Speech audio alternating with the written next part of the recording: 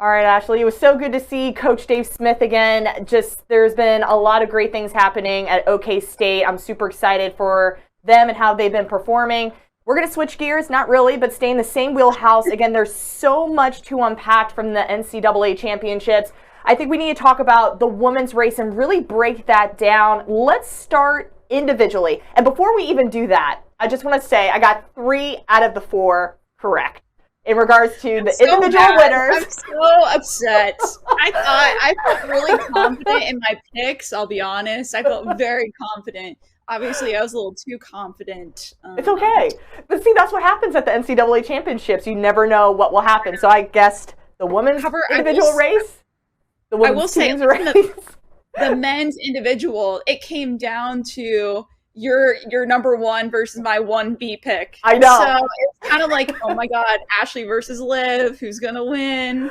It was nuts. Absolutely nuts. But we had a great time. Let's start with the individual race on the women's side. It was mind-blowing. And what's crazy is I just remember sitting in the airport on the way back here to Austin.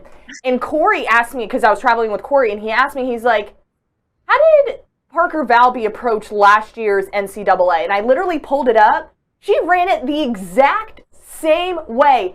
First 1K in the mix, kind of doing her thing.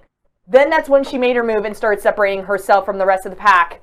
But Ashley, what was kind of going through your mind? Because you were out there actually running everywhere on the course. I was kind of like at the curve where the start line was, so I can go directly into the media tent, but you were kind of able to see it from your point of view. What was happening out there? And what did you think of Parker and her big win here?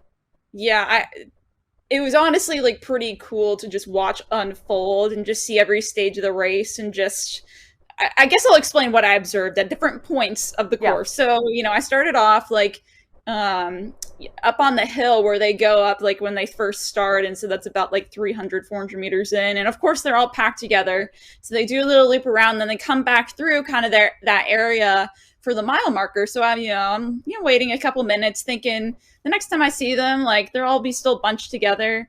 All of a sudden I see the gator come by, and who comes around the corner up in the lead? Parker Valby. She's already trying to put she probably had a good already like 30 meters on, the chase pack, which included, the Alabama girls, Caitlin Toohey, Olivia Markozich, like all those people. And I'm thinking, well, this is exactly what we thought, right? We thought Parker Valby would get out like that. That's been her race strategy every single race. Mm-hmm. Why would she deviate from that? You know what I mean? And so, as then the race goes on, find my next spot. I think I was around like the 3K mark or something like that. And so I didn't see them running for a bit because I was trying to get set up, get my camera set up. And then all of a sudden, here comes the gator and Parker Valby. And then seconds go by and there's just no one else coming. And I'm like, she's not going to get caught. And I mean, this was halfway through the race, and I think she had built like nearly a 25-second lead. And at that point, I was like, it's over. She's going to win this. And sure enough, that's what she did. And if you look at what she did, even for each K, right? Last year, she kind of, toward the end, obviously, Caitlin Toohey just had that monster finish and outkicked her there. And, she kind of slowed down. I think that early, taking the brunt of the work there at the beginning in Stillwater maybe hurt her a little bit. But this year, she was just consistent. If you look at her splits, she was splitting obviously a very fast first K, but she was staying right around in that 3:10 range for every K, except for, I believe, from 4 to 5K. Uh-huh. So I think it's just a matter of like, now she's more experienced. She's more fit. And she obviously was the fittest person in the field there. And she ran 18:55 for 6K. I believe that was a championship record. And again, I think, me and all the other, media people and photographers that were kind of sitting there at the finish line were like, just kind of like, wow, like this is crazy. Taking down a loaded field like that was really impressive. Yeah. We're not surprised at all by the race strategy. It was kind of given. But I think for me, what was scary is like kind of what you said halfway through. And I was like, I don't think she's getting caught now. Like it's going to take her literally tripping on something, falling, or someone's going to misjudge how far they are from the finish and start sprinting to somewhat like close this gap. It was just so mind-blowing to witness that. And I was expecting similar race strategies from what we saw last year, but it just never happened. No one was able to respond.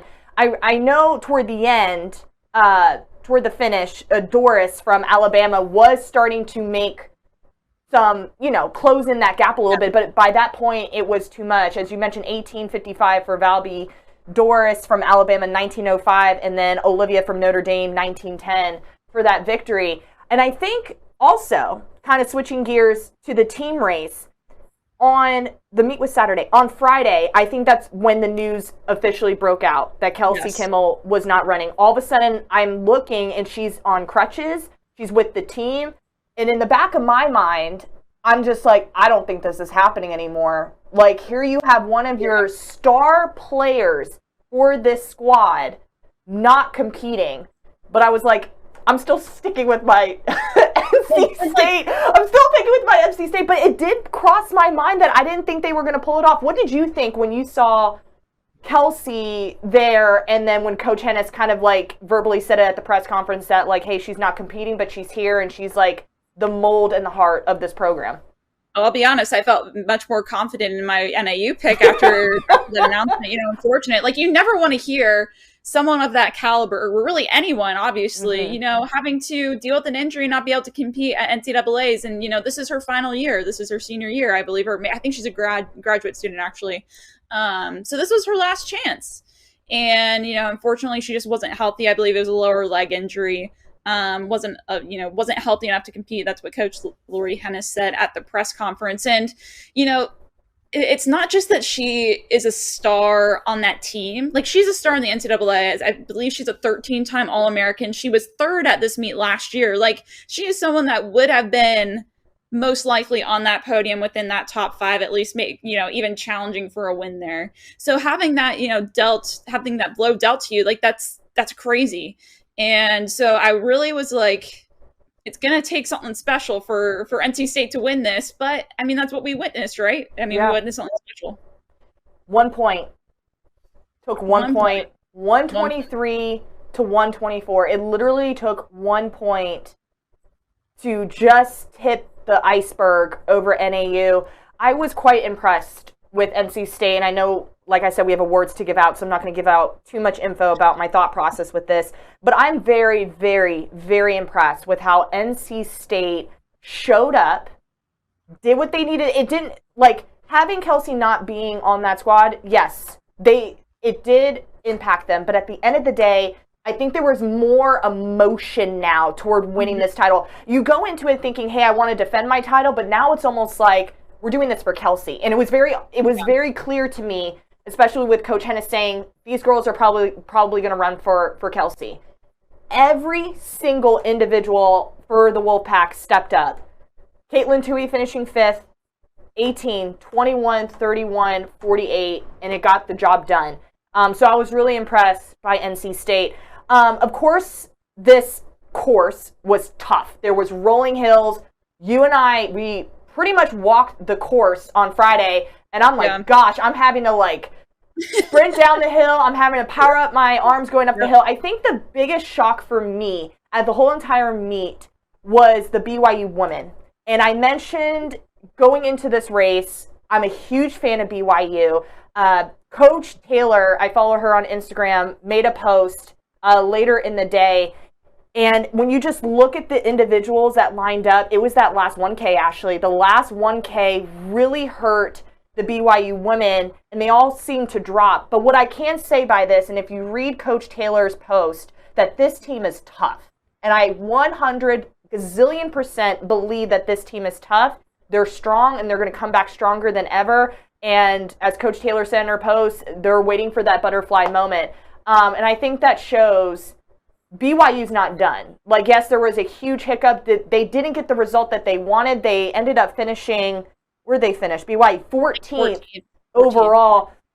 Not something that we expected, because I remember watching the race, and the girls were up, the women were up there. I was like, okay, BYU, at one point I think they were leading the whole entire championship. But, you know, I'm very impressed with just how they're coming together as a squad. I think that's so important. So I would not count out BYU. Is there anything you would like to add? Because that's just my personal feeling about this. It was tough to see. Yeah, I agree. That was, I feel like, there was plenty of unexpecteds that happened at this meet. That was one of them. I feel like you could go on and on about the list of unexpecteds, but it is the NCAA championships. Anything can happen. And, a lot of emotion involved in that as well. So I would agree there. Can I go back to the NC State thing real quick? I do have some observations. Can I lay out some observations? We can maneuver back, of course. Okay. Well, maneuver back. Because I was at the finish, and, as the scores are coming in, I'm like, I'm by the chute where all the like NC State athletes are. And then all of a sudden you see on the screen that NC State is ahead by 1 point over NAU.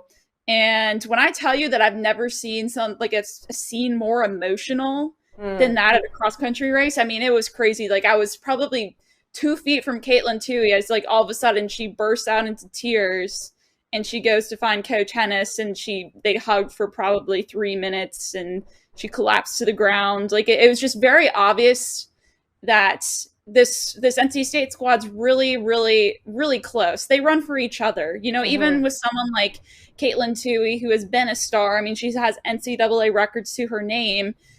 She was running for her team. It didn't matter that she got 5th. I believe, I think Coach Hennis said afterwards she had been sick that week and knew that maybe it wouldn't be her day to win, but that she was going to run her best for the team.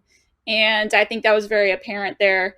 I think that's almost, in my mind, it's like, for me, it's a moment where Caitlin Toohey may not be remembered for that performance, but in my mind, she should be, because I feel like this is one of her best performances of her career, just because of how she persevered and helped to lead that team, even without one of their other leaders, Kelsey Camille. Maybe you can compare it to the Michael Jordan flu game, but if she really was that sick. But those are my other observations. Even with the odds stacked against them, they showed out. And you said it, you hit it right on the nail. Like, this team is very close, and it's very obvious that they run for each other. And I'm just super excited to see what the future looks for the Wolfpack.